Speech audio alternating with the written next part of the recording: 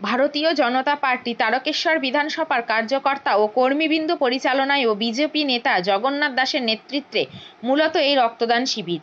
এই রক্তদান শিবিরে উপস্থিত ছিলেন বিজেপি আরামবাগ বিধায়ক মধুসূদন বাগ, বিজেপি আরামবাগ সাংগঠনিক জেলা সভাপতি সুশান্ত কুমার বেরা সহ বিজেপির অন্যান্য কার্যকর্তারা।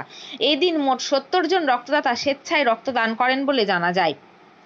অন্যদিকে তারকেশ্বর মণ্ডল ৩ নম্বর ভারতীয় জনতা পার্টির ডক্টর শ্যামাপ্রসাদ মুখার্জির ১২৪তম জন্মদিবস উপলক্ষে স্বেচ্ছায় রক্তদান শিবির অনুষ্ঠিত হয়ে গেল গুড়িয়াভাটা এলাকায়, যার নেতৃত্বে ছিলেন বিজেপি আরামবাগ সাংগঠনিক জেলা সম্পাদিকা পর্ণা আদক।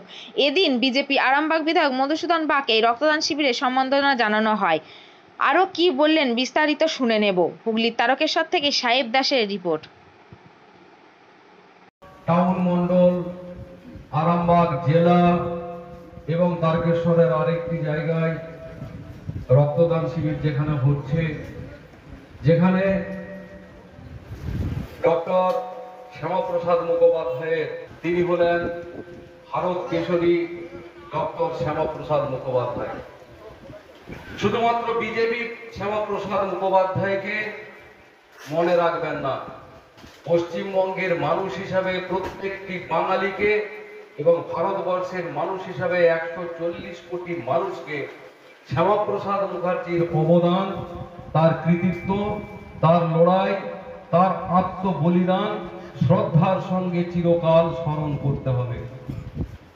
একটা সময় ছিল যখন কংগ্রেস ভারতবর্ষে রাজত্ব করত, আপনারা জানেন যে ৩৭০ ধারা বলে একটি ধারা জম্মু কাশ্মীরের জন্য আলাদা করে লাগু করা হয়েছিল, যে ৩৭০ ধারা যতদিন পর্যন্ত ছিল, যার জন্য তাকে আত্মাহুতি দিতে হয়েছে, তার মৃত্যু দিবসকে তাই আমরা বলিদান দিবস হিসেবে পালন করি। আজকে আমরা যে পশ্চিমবঙ্গে বসবাস করছি, সেই পশ্চিমবঙ্গের স্রষ্টা যিনি শ্যামাপ্রসাদ মুখার্জি, যার জন্ম না হলে এই পশ্চিমবঙ্গের অবস্থা কোন পাকিস্তানের সঙ্গে হতো আমরা কেউ জানি না। কারণ বঙ্গীয়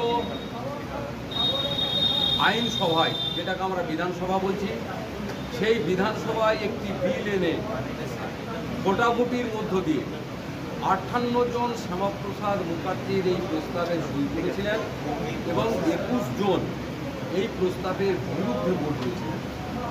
যার জন্য আমরা বলি যে হিন্দুর যে হোমল্যান্ড এই পশ্চিমবঙ্গ, এই পশ্চিমবঙ্গের স্রষ্টা শ্যামাপ্রসাদ মুখার্জি, এবং যার জন্যই আমরা ২০শে জুন দিনটিকে পশ্চিমবঙ্গ দিবস হিসেবে পালন করি, যেটার একটা ঐতিহাসিক তথ্য রয়েছে, গুরুত্ব রয়েছে, ইতিহাস রয়েছে। সেই গুরুত্বটাকে বর্তমানের যে সরকার, সেই সরকার তাকে মিশিয়ে দিতে চাইছে, ভুলিয়ে দিতে চাইছে। বাঙালির যে ইতিহাস, শ্যামাপ্রসাদ মুখার্জির যে অবদান পশ্চিমবঙ্গ সৃষ্টির পিছনে, সেটা আমরা যেন ভুলে যাই। সেই ভুলিয়ে দেওয়ার জন্য পশ্চিমবঙ্গের বর্তমান সরকার কী করল না, পয়লা বৈশাখ, যেটা আমাদের সনাতন সংস্কৃতিতে হাজার হাজার বছর ধরে প্রবাহমান কাল থেকে পয়লা বৈশাখ চলে আসছে, যার গুরুত্ব রয়েছে, যার মাহাত্ম্য রয়েছে, যার ইতিহাস রয়েছে, যার ঐতিহ্য রয়েছে, সেগুলিকে সমস্ত কিছুকে ভুলিয়ে দিয়ে একটা নতুন সংস্কৃতি, যেটা ওপার বাংলায় চলছে, সেই সংস্কৃতিকে পশ্চিমবঙ্গের বুকে এই সরকার আনবার চেষ্টা করছে। আমরা আজকে